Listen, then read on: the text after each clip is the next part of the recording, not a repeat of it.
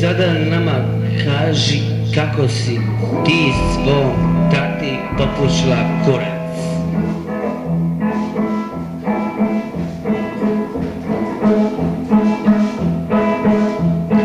Ja sam pušila svom tati kurac. Ja sam pušila svom tati kurac. Ja sam pušila svom tati kurac. Ja sam pušila svom tati kurac.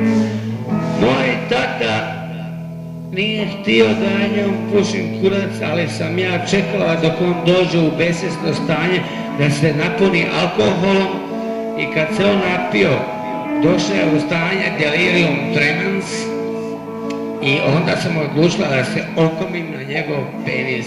Ja sam svim svojim zubima, koliko imam, 26 komada, odlučila da zagrabim njegov penis. I molim vas lijepo, o tome više neću da pričam. Vi ste me pitali, a moj odgovor je takav. I ja sam pušila svom tati kurac. Ja sam pušila svom tati kurac. Ja sam pušila svom tati kurac.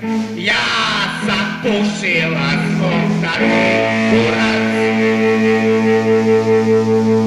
I molim, nemoj da to više potenciram.